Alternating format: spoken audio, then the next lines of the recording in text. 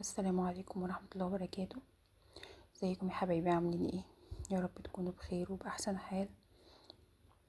اللهم صل وسلم وبارك على سيدنا محمد وعلى آله وصحبه وسلم. النهاردة حبيت أشارككم معايا أحلى أكلة أنا بحبها في حياتي. بجد الأكلة ديت بتغير المود. بتحس ان هي كده بتغسلني. يعني اللي بيحب الفسيخ هيعرف قد ايه هي أكلة جميلة، يعني فيها استمتاع رهيب. يعني بصرف النظر عن الناس اللي مش بتحب فسيخ وبيقولوا عليه ان هي حاجة منتنة او يعني ريحة، حاجة وحشة جدا. زي جوزي كده مش بيحب الفسيخ، ولادي للأسف طلعوا زيه. بس انا ببقى نفسي اكل فمش بلاقي حد ياكله معايا. بس هو بيحب اللمة، ممكن مثلا اكله مع ماما واخواتي. بس نفسي بقى هفت عليه مرة واحدة، فنفسي اكل فسيخ. فطلبت منه، وبصراحة الحمد لله ربنا يبارك لي فيه، هو مش بيتأخر. فلما راح جابهولي، انا كان طلبي ان انا كنت عايزة واحدة كبيرة، بحيث ان انا اكل فيها احس كده ان انا بطلع لحم كده بتبقى مليانة كبيرة، مش زي الصغيرين يدوب بس تاخدي معلقة بس منها وخلاص. فللأسف ملاقيش. شايفين؟ هو جميل، هو حلو. بصي لونه عامل ازاي وطرية وفيها برضو، بس الكبيرة لا، الكبيرة تختلف. اللي عايز ياكل فسيخ بجد يبقى محترم كده وابن ناس وتعرفي تاكلي وتشبعي منه، هو الفسيخة الكبيرة. الفسيخة الصغيرة ديت لا، متنفعش معانا يا جماعة.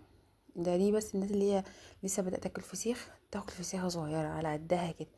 لكن احنا بقى عشاق الفسيخ، لازم نحط المعلقة كده، ولا المعلقة بينزل منها فسيخ كتير كده. فللأسف الراجل قال له، صاحب المحل قال له الفسيخ المتاح كله حاليا صغير عشان من نسيم بقى. فانا طبعا ما كنتش قادره اصبر، هو الفسيخ ده اصلا هو جايبهولي بقاله كام يوم. فلما هو قال لي 2 صغيرين، انا صراحه ما بقتش متشجعه زي الاول، يعني انا اكل فسيخ فخلاص بقى. المهم انا حطيته في علبه وركنته على جنب علشان خاطر إيه هبقى اكله حاضر. هبقى اكله حاضر كل يوم، هبقى اكله حاضر. الريحه اقول له حاضر هاكله. لا انتي لازم تاكليه النهارده، اقول له حاضر. شايفين؟ جميل. هو بيتكلم عن نفسه. بس برضو هرجع اقول له الفسيخ الكبير احسن واكبر. إيه المهم في يوم بقى النهارده كنا بره ولسه راجعين من شويه.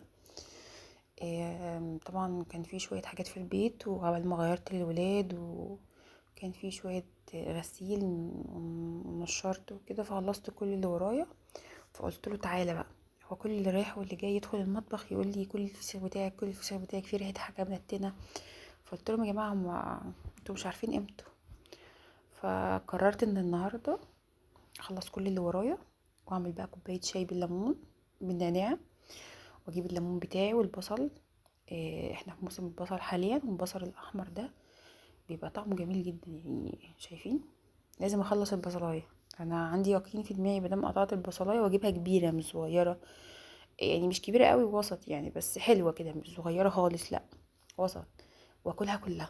انا بحبه بالبصل يعني. بحسه يمكن اكتر من الليمون كمان. انا عندي الفسيخ يعني بصل، الليمون مش قد كده فيه. بس بحب اكل الفسيخ لوحده والفسيخ بالبصل. شايفين؟ هو مش محتاج عيش، مش لازم اكل عيش. اهم حاجه ان انا باكل فسيخ وبستمتع بيه. شايفين؟ على فكره انا يعني عشان بصور لكم كمان، يعني انا كده مؤدبه في اكل الفسيخ قدامكم. لكن انا في اكل الفسيخ ممكن اكل كل الطبق ده في لقمه واحده. ممكن اكله بالمعلقه.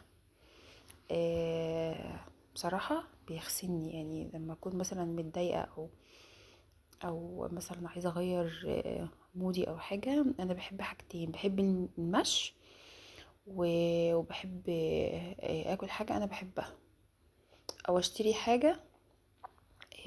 مثلا موج عجبني، مثلا توكة عجبتني، طبق عجبني. حاجات كده يعني بسيطة بس بتفرحني صراحة يعني. بتغير مودي وببقى فرحانة بيها، اكني عادل جوزي يعني بيقول لي اكن انتي اشتريتي حاجه اهم من العيال. فبقول له مش للدرجه دي يعني، بس بحاول ان انا افرح نفسي بابسط الامور. اتمنى يا رب ربنا يفرحكم جميعا ويسعدكم جميعا ويحقق لكم كل اللي نفسكم فيه. الحياة مش مستاهلة والله. الحياة بسيطة جدا، احنا بس نتقي ربنا في اللي احنا بنعمله في بيتنا وفي ولادنا، وربنا يحفظهم ويبارك لنا فيهم. احنا بقينا فعلا فتن صراحة، فربنا يقدرنا دايما على فعل الصواب والخير. شايفين يا جماعة؟ شايفين؟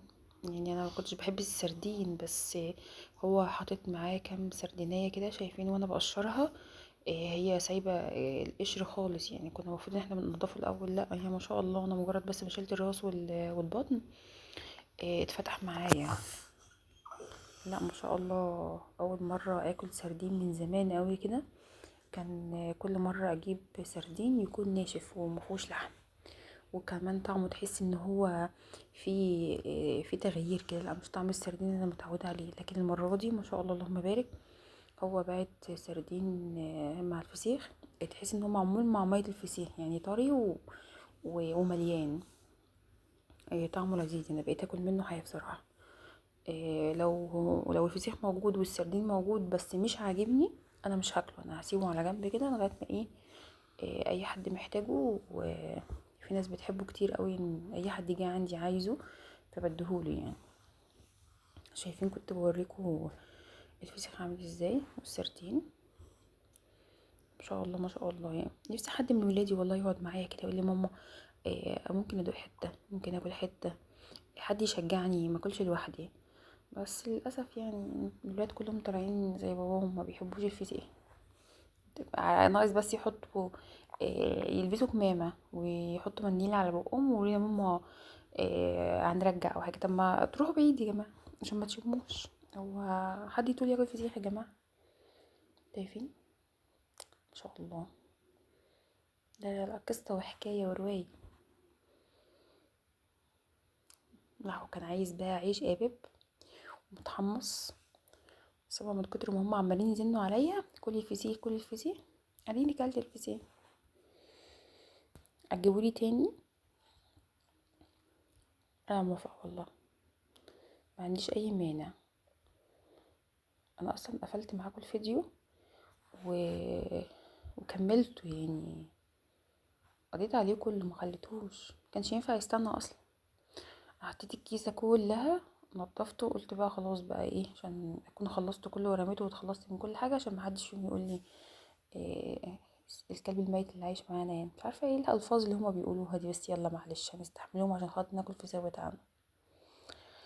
عموما اللي وصل معايا لغايه الفيديو لغايه هنا، اتمنى تدعموني وتعملوا لي لايك وتشتركوا في القناه بعد اذنكم. تعليقاتكم الجميله ان شاء الله باذن الله تستفادوا من القناه ومن كل حاجه انا بنزلها. وادخلوا شوفوا الفيديوهات ان شاء الله هتعجبكم.